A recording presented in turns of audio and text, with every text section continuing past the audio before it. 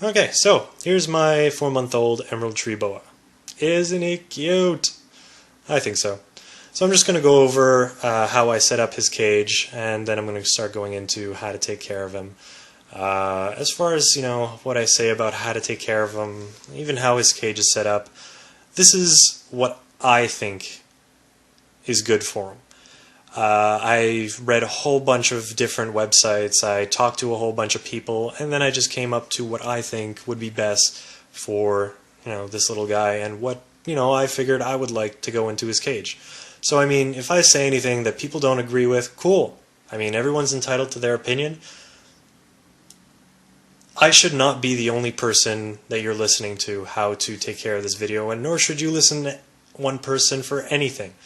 Do your research, don't be lazy, watch a whole bunch of videos, read a whole bunch of stuff, and come up with your own. But I think my way works pretty well. I'm pretty happy with the results, and I figured I would share. So here we go. You might notice a little something different.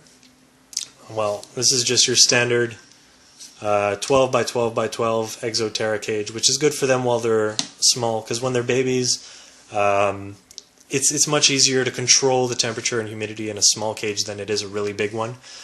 These guys are more fragile than your average snake, so you really want to keep the temperature in check and the humidity, and it's much easier in a small cage. Once they're about a year old, they're a lot tougher actually, and you can move them into a bigger cage where they'll be more comfortable. But for now, this is doing well, and until a year later, this is going to be his home.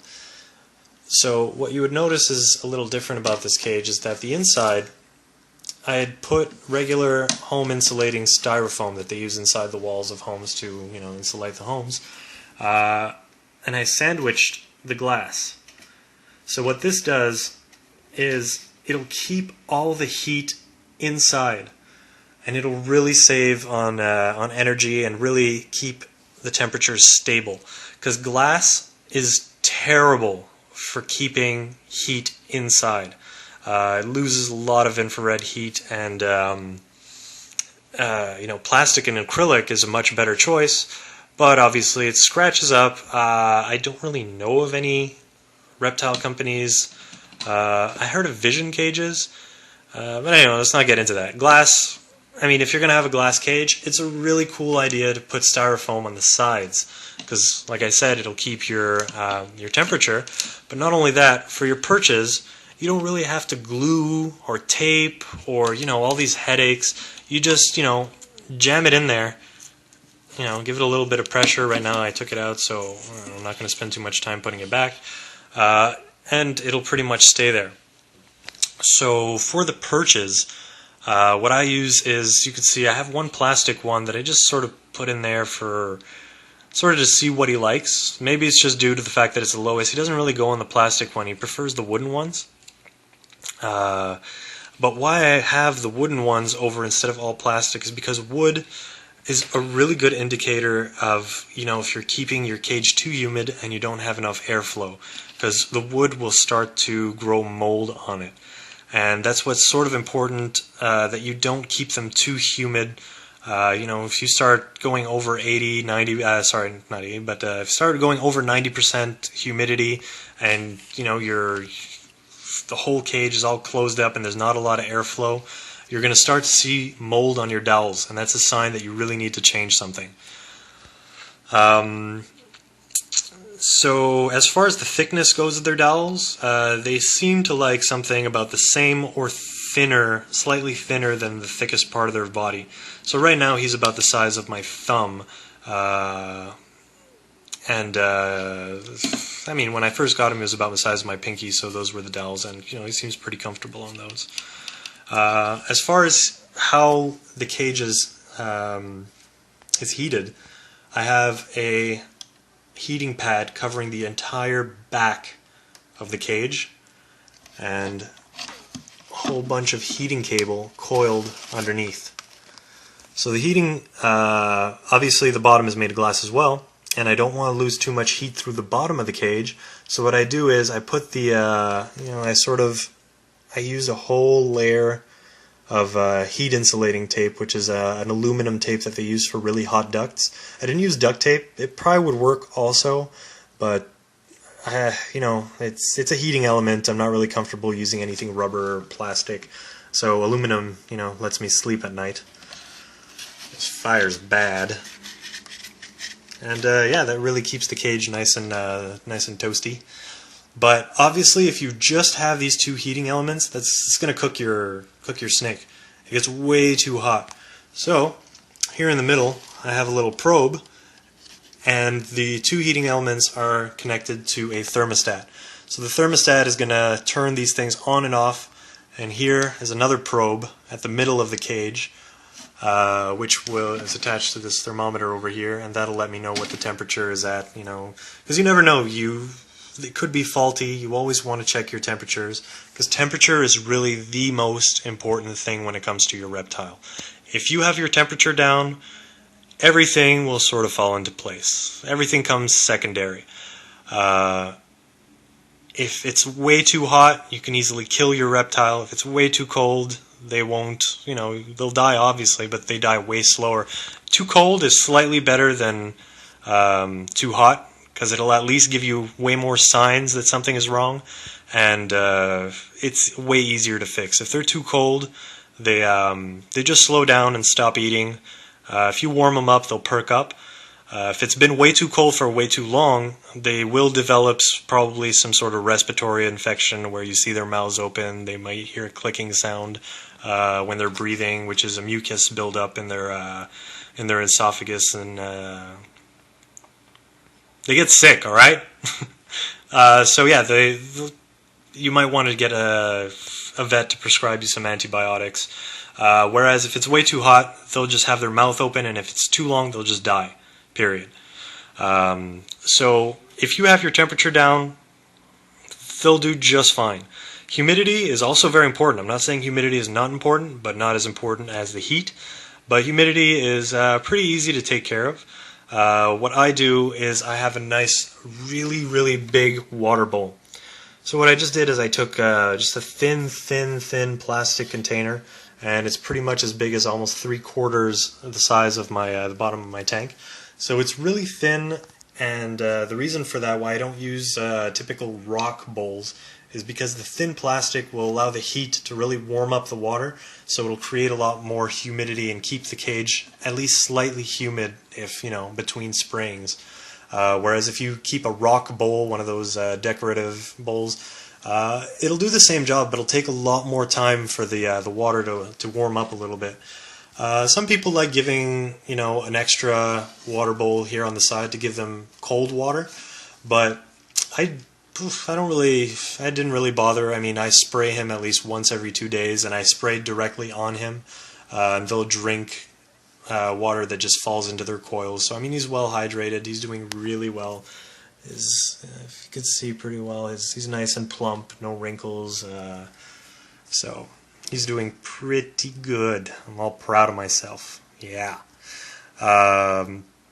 So I keep my humidity usually at about 75, and the way I do that is I spray once every 2 days. I have a little pothos plant, which is a very easy plant to take care of, and it's non-toxic. You can pretty much find it anywhere, and it grows like mad if you give it a good, if you put in like a little UV bulb. They don't really need UV, but you know, I think it makes the cage look really nice. UV bulbs tend to have a little bit of a sort of a purple hue.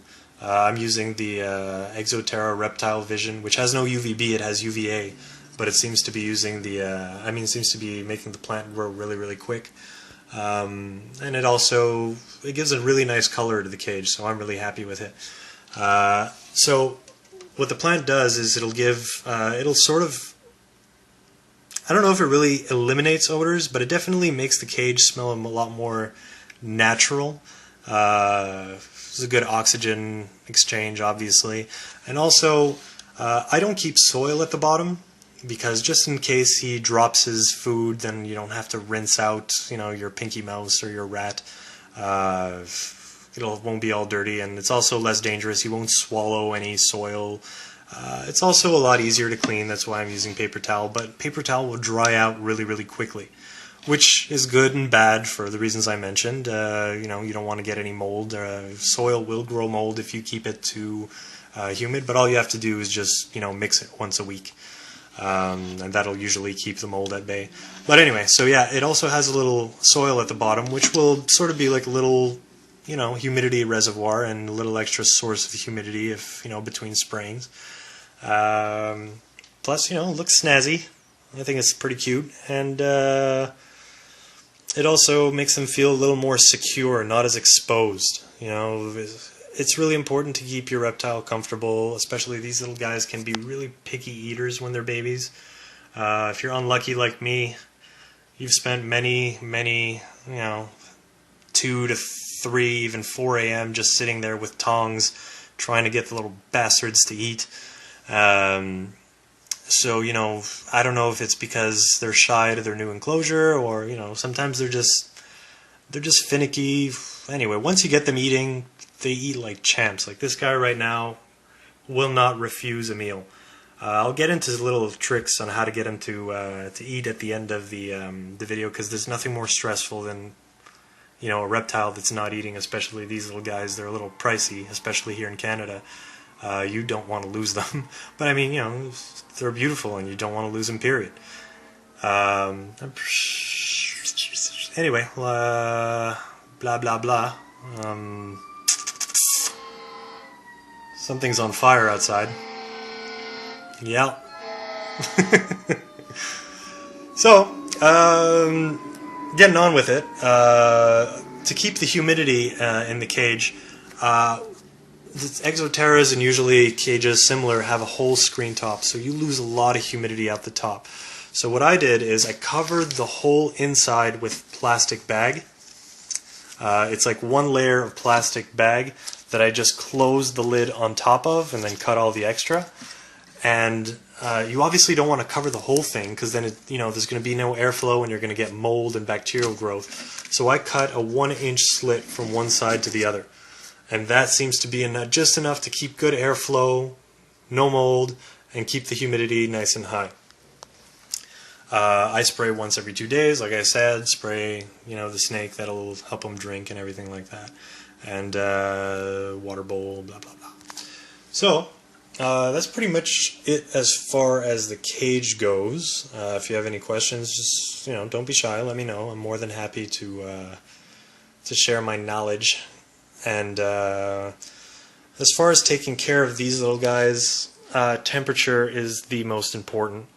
I've read a whole bunch of articles. Don't ever just read one. Just do your research. Don't be lazy.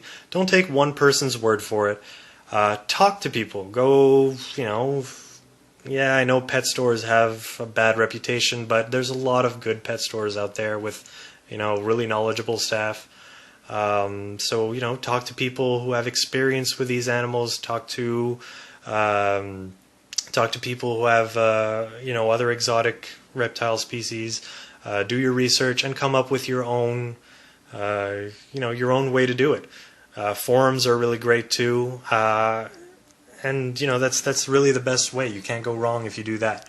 So, the way I sort of do it is I keep their temperature at a stable, 82, 83 degrees in the middle of the cage. It's a little warmer, obviously, near the heat elements, but, where he stays, that is the temperature that, it's about 82, 83. That keeps him nice and happy. As far as humidity goes, I don't go too crazy. You don't want to keep it higher than 90. That really is going to create a lot of mold. It's going to cause a lot of problems, and might end up getting your snake or reptile sick.